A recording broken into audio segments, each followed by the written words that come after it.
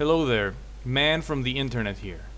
I started this channel to talk about things I like, things I care about, and one of those major things are games, specifically games for the PC, which is what I usually play. I'll be talking about games I've played and enjoyed.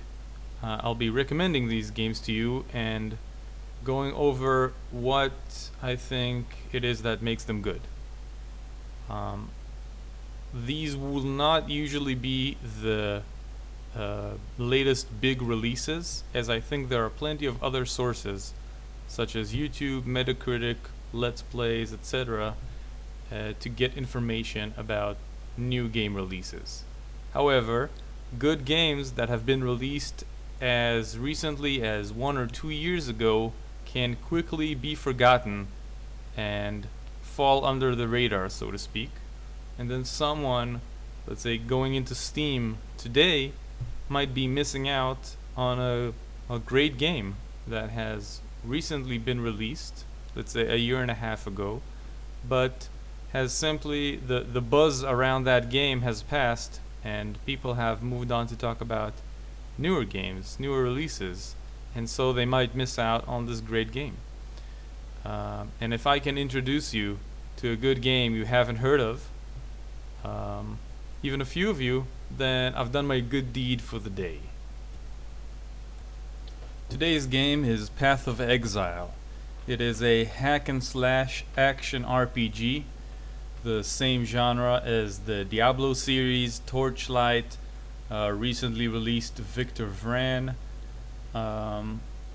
If you type hack and slash in Steam, you'll see a lot of examples.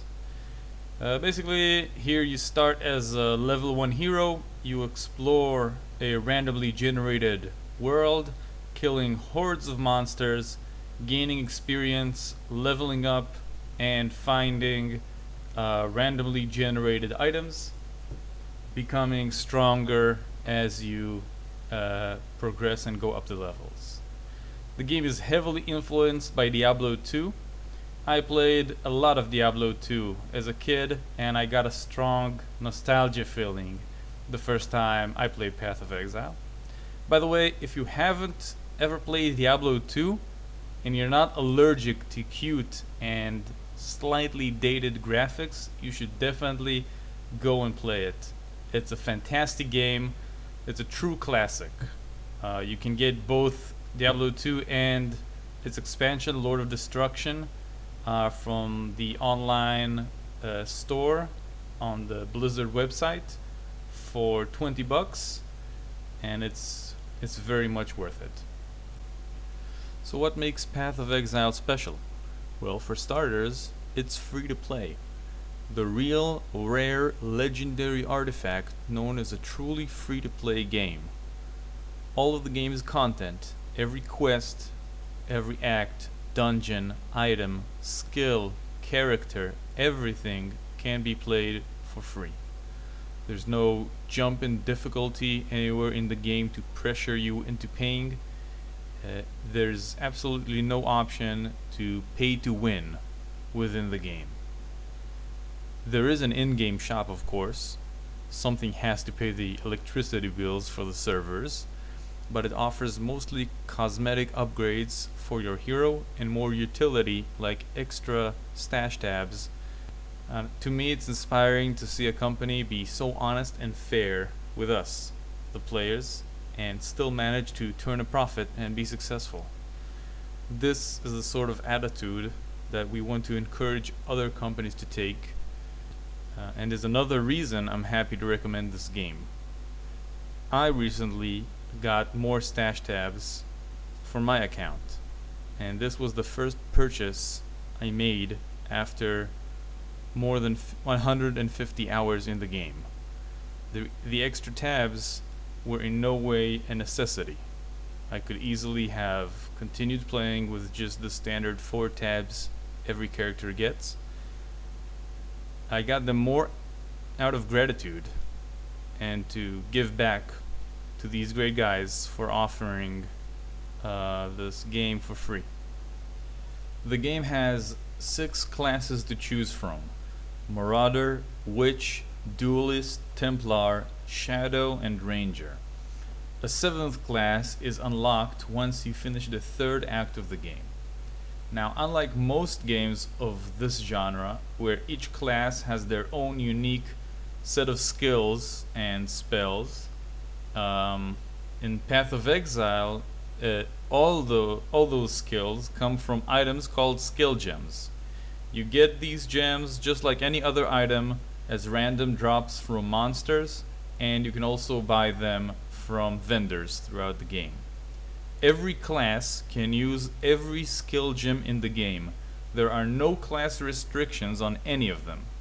You can have a marauder shooting fireballs and lightning storms, and you can have a witch swinging a two-handed battle axe and using a cleave attack. There are hundreds of skill gems in the game, and each of them is unique. You won't find like a fireball skill and then a slightly larger fireball and those presented as two different skills. There's none of that nonsense. Each of them is actually different in a meaningful way. Nearly all the equipment in the game, except for rings and amulets, can have sockets in them, and each of those sockets can hold one skill gem. That's how you use them. Once a skill gem is in a piece of equipment that is equipped onto your hero, you can use that skill. It's that simple. Now, some pieces of armor, such as body armor, can have up to 6 sockets in them, and those can affect each other, which creates combos and synergies between the gems you choose to use. So if all the skills come from items, what happens when you level up? Well, all the classes in the game share the same huge talent tree, and I mean huge. The only difference is their starting location on that tree.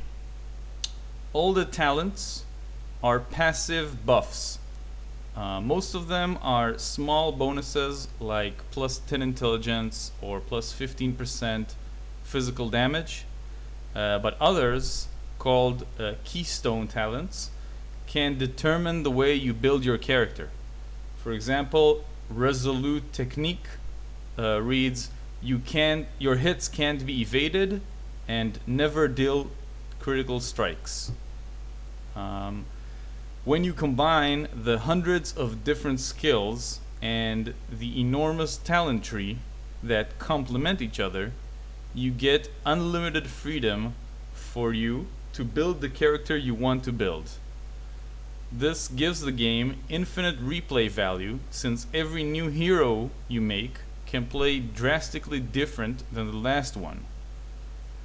And despite already having all of these options in the game, the developers keep adding new ones all the time. No game is perfect. So what complaints do I have about this game?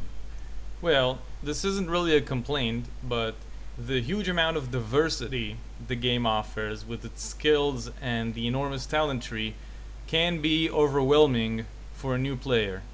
You might think this game requires a lot of studying and research to understand and play properly, and it could be intimidating for him. Could think that it's too complicated, and this could be a turnoff. This might appear to be the case, but it really isn't. A new player that's even never played a hack and slash type of game can easily understand the basic mechanics and enjoy the game. In fact, you can easily finish the story campaign in normal difficulty and at least get halfway into the next difficulty by just playing the game naturally, only using items you find yourself and picking talents that look good to you in the talent tree. I would even encourage you to play like that in your first playthrough and sort of discover the game for yourself. I mean, you could always watch tutorials and read up on strategies and builds later. My other complaint about this would be the story.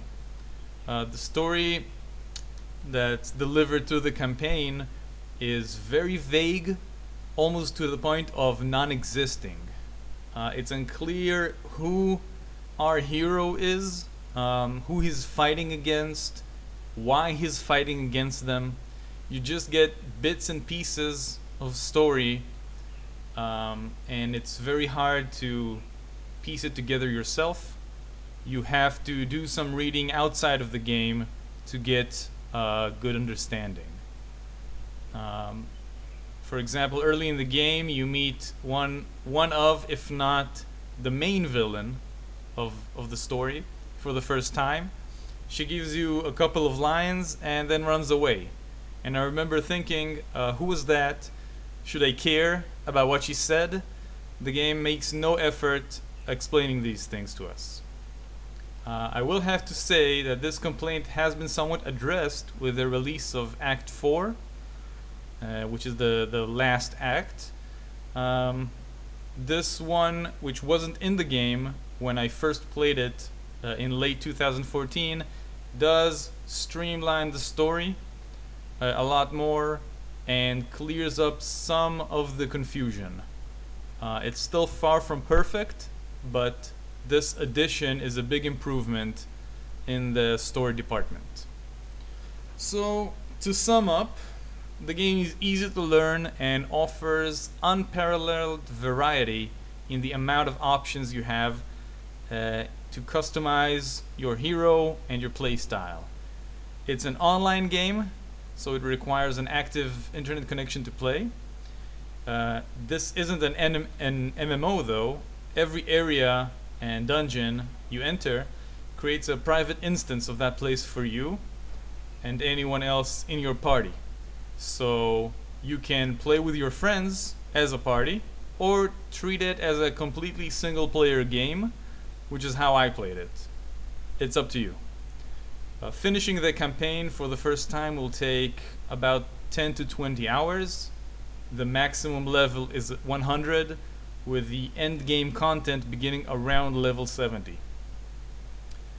There's a dedicated team of developers behind this project, and they constantly balance, improve, and release new content for the game, like the Act 4, which I mentioned, that was added in July 2015, almost 2 years after the release of the original game.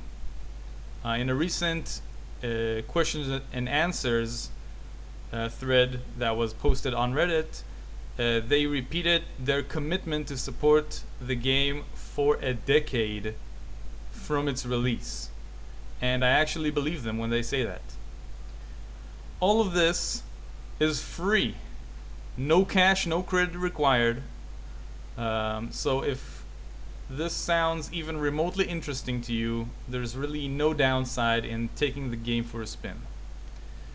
Thanks for watching. I plan to make many more recommendation videos. There's no shortage of good games out there that I'd love to share my experiences playing them with you. If you like this, subscribe to my channel. What do you have to lose? Keep playing and have a fantastic day.